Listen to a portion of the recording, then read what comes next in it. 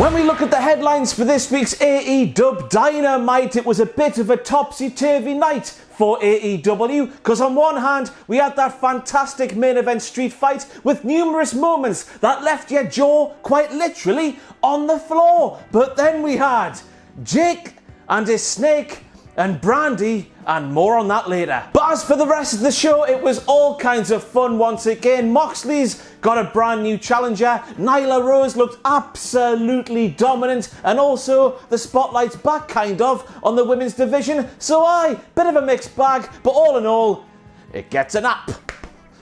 Hit the intro.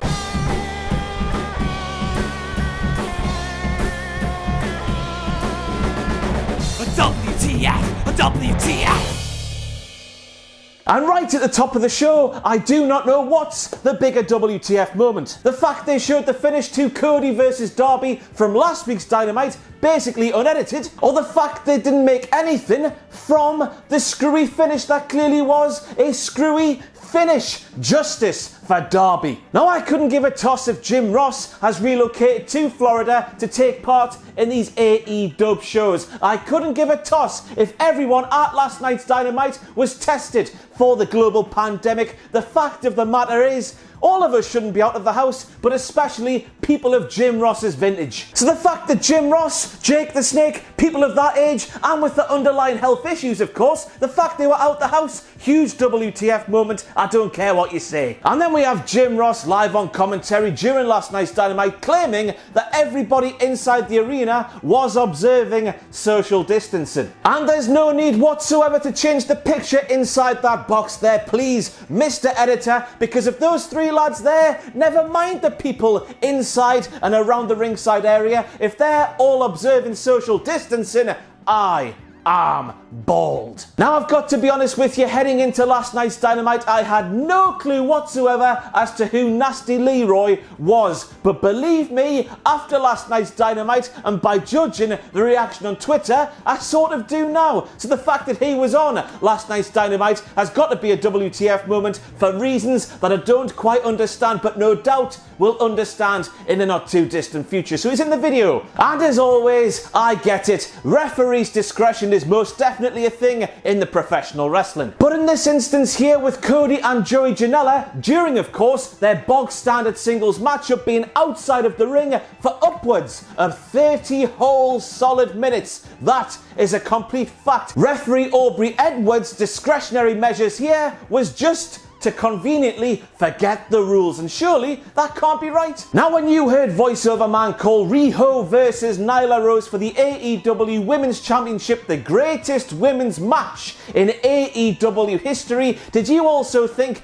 that's not so much of a compliment, that's just a damning indictment of the absolute plight of the women's division so far in AEW's fledgling history? Because I did. Maybe it's not the superlative the company thinks it is. But of course, a statement like that, it's very much subjective. So in my humble opinion, as a hack on the internet who knows nothing about professional wrestling, you have Shida versus Britt Baker. I got more from that one than I did from Nyla versus Riho. I don't know about you. They're still betting on professional wrestling, and quite frankly, that's silly. And then we have another timely reminder that the world of professional wrestling exists in an alternative reality thing. I don't know if that's the right term. I'm really pissing tired. But why are the heels the only people allowed to overtly practice social distancing? And when they do, we are sort of conditioned to think, oh, they're arseholes them for being sensible. Nowhere else in the world would you be thought less of as a human being by simply asking somebody to keep their distance in the midst of this global bloody pandemic. But in the wrestling, you're a bastard. And that makes no sense, does it? MJF and Sean Spears should not be getting heat just by being sensible, should they? Professional wrestling, as great as it is, it's just as weird, isn't it? And then we had the moment where we realised that Kazarian's life has been a lie. We learned that he has been bald voluntarily all this time. It's one of the biggest swerves in the history of professional wrestling. You're thinking Frankie Kazarian, he's been around for a couple of decades now, he's getting on a bit, surely his follicles have just deserted him because of age and mother time, but no, he arrives on this week's AEW Dynamite with a lovely, lovely head of hair that not only made him look about 25 years younger, but also, if you squinted a little bit, made him look like Randy Orton. It did really. But now, which also gives me another WTF moment, SCU, they don't match with their bald heads, and that's a massive shame in my opinion. Last night's AEW was brought to you in association with...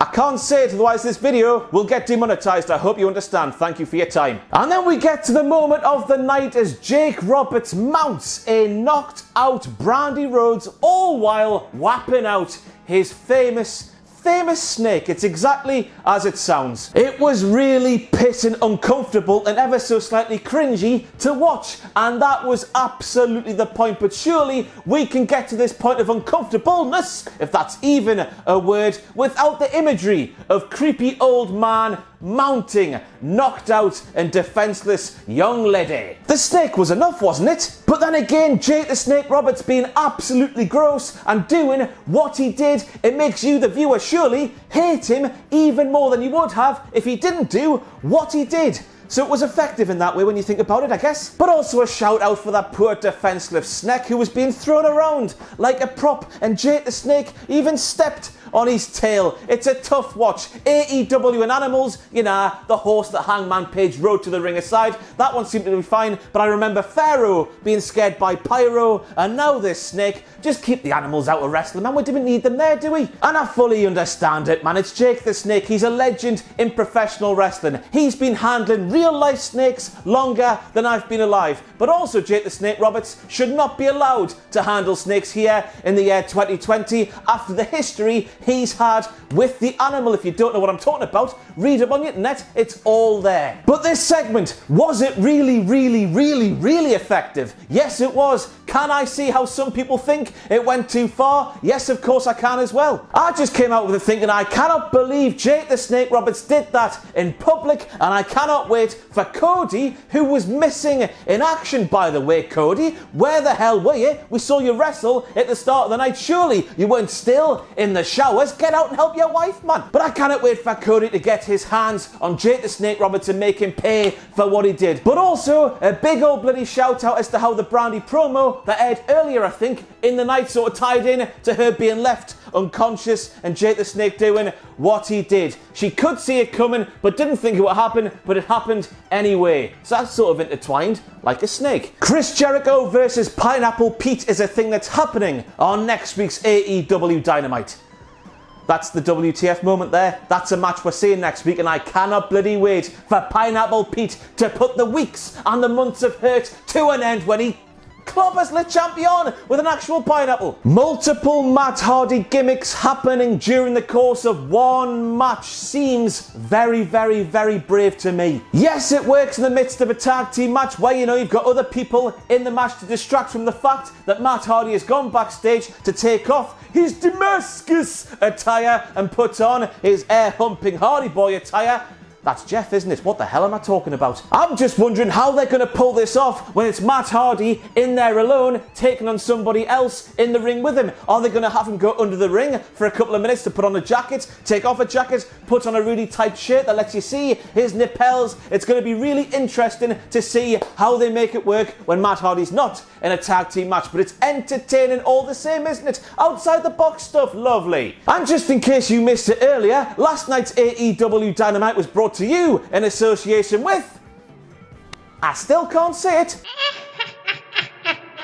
Oh my god, they killed Sammy, you bastards! Yes, we saw Sammy Guevara quite literally lean the top half of his body into a quite quickly moving golf cart army truck thing, and it was fantastic. Sammy Guevara, you're a good man, you are, doing that. You didn't have to do that, but you did it anyway. Wow. Scissor lift, moonsault. Those are three words I never, ever expected to say in that order, but after what Kenny Omega did there last night, I just have, and that was amazing as well. Wow. And that's it for all the WTF moments from this week's AEW Dynamite. As I said, the good was absolutely great. The rest of it was really, really solid. The Jake the Snake part was really contentious. Let me know what you think about that segment in the comments below. I'm intrigued to see what the general consensus is. Did AEW go too far, or was this just some really dark and brutal storytelling made to make you evoke motions of real uncomfortableness and cringiness and stuff